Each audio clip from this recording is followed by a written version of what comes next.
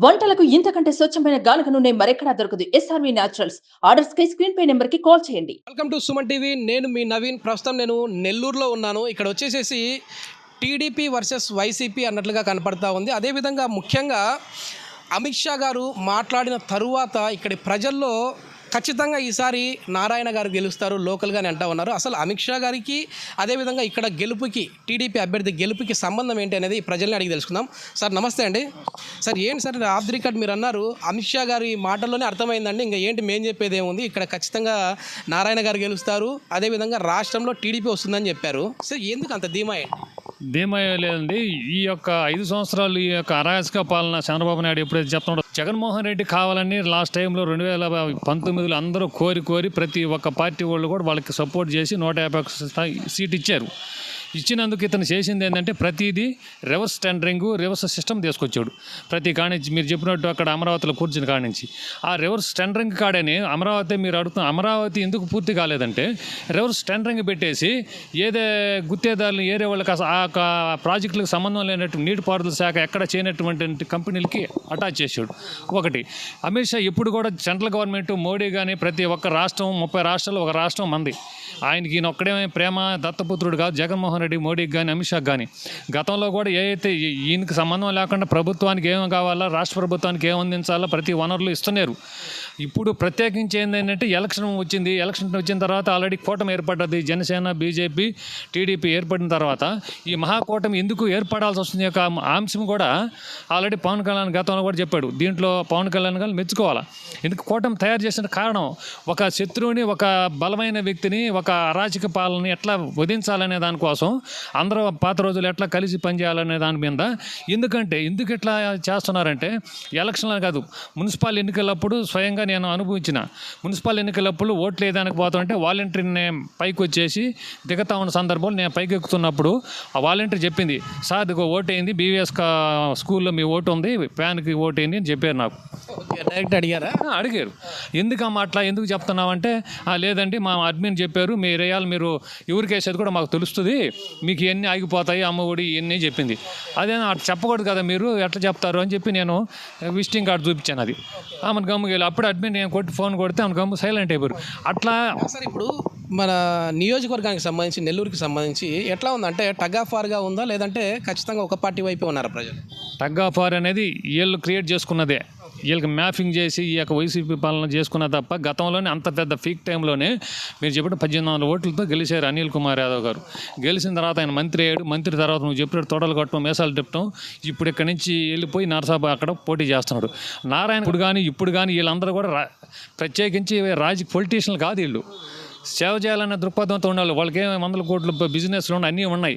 ఆయన వచ్చిన తర్వాత నాకు తెలిసి 550 కోట్ల రూపాయలతో అండర్ గ్రౌండ్ డ్రైనేజ్కి ఇచ్చారు. అటుకో కింద దేని కింద 550 కోట్లు వేసేసి డ్రింకింగ్ వాటర్ కింద సంఘం నుంచి చేసి పైప్ లైన్లు వేసారు. ఈ టౌన్ పరిధిలో ప్రతి ఏరియాకి కూడా సీసీ రోడ్లు వేసిన కారణంగా, రహదారులు ఉన్న కారణంగా డెవలప్మెంట్ బాగా కనపడింది. దాదాపు ఎన్ని పార్కులు డెవలప్మెంట్ చేశారు ఆ రోజు. ఈ అండర్ గ్రౌండ్కి సంబంధించి చాలా ఇది పెద్ద సమస్య. ఎందుకంటే నెల్లూరు గురించి తెలిసిన వారికి ఇక్కడ మెయిన్ దోమల సమస్యలు ఎక్కువ సార్. సో దానికి సంబంధించి ఈ అండర్ గ్రౌండ్ వ్యవస్థ అనేది వచ్చింది, డ్రైనేజ్ వ్యవస్థ వచ్చిందని అంటే చాలా వరకు కూడా ఆరోగ్యవంతులుగా ఉంటారు నెల్లూరు ప్రజలు. కానీ ఎందుకు పూర్తి అవ్వలేదు? ఇప్పుడు ఆయన హయాంలోనే 75% చేసామంటా ఉన్నారు. పూర్తి స్థాయిలో ఆయన ఎక్కడ పనులు సక్రమంగా చేయకుండా అన్ని పెండింగ్ పెట్టుతూ వెళ్ళాడు, కావాలని ఎలక్షన్స్ ఉన్నాయని చెప్పేసి అంటా ఉన్నారు వైసీపీ వారు. అవి వీళ్ళు కావాలని బురద చల్లే ప్రయత్నం చేస్తున్నారు తప్ప కంటిన్యూషన్ వర్క్ జరుగుతూ ఉంది.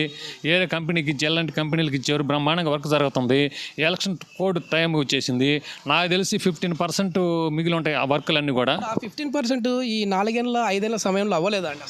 అసలు 15% ఆ పనులు పానించండి. మున్సిపల్ పరిధిలో ఉన్నటువంటి రోడ్స్కి ఒక టకార సిమెంట్ వేసారని చెప్పమనండి ఈ ప్రభుత్వం వచ్చినాక.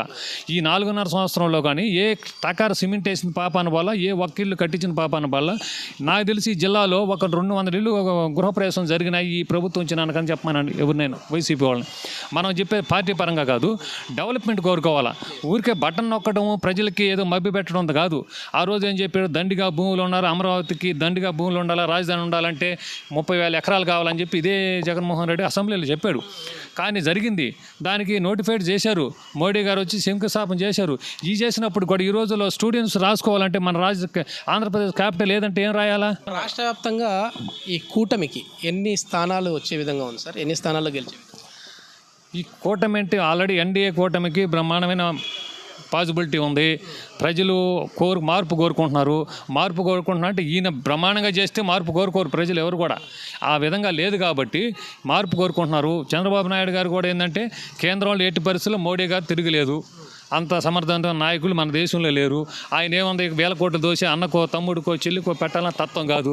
దేశ భవిష్యత్తు కోసం, దేశం కోసం, ముందు సమాజం కోసం పాటుపడే వ్యక్తులు కాబట్టి వాళ్ళు డెవలప్మెంట్ చూస్తారు. ఎప్పుడు అవినీతి రహితంగా పాలన అందించాలనే ఉద్దేశంతో వాళ్ళు ఉన్నారు కాబట్టి మన రాష్ట్రానికి కూడా సపోర్టింగ్ కావాలి కాబట్టి కేంద్ర ప్రభుత్వం దీంట్లో చేతులు కలిపి ఎన్డీఏ కూటమి ఏర్పాటు చేసి ఎలక్షన్లో పోయారు. ఖచ్చితంగా ఈసారి గవర్నమెంట్ మాత్రం ఎట్టి పరిస్థితుల్లో జగన్మోహన్ రెడ్డి గవర్నమెంట్ పోయి చంద్రబాబు నాయుడు ముఖ్యమంత్రి అవ్వడం ఖాయం. నెల్లూరు జిల్లాలో కూడా దాదాపు ఈ 10 స్థానాల్లో 7 స్థానాలు ఎన్డీఏ కూటమి అభ్యర్థులు గెలుపు ఖాయంగా కనపడుతుంది.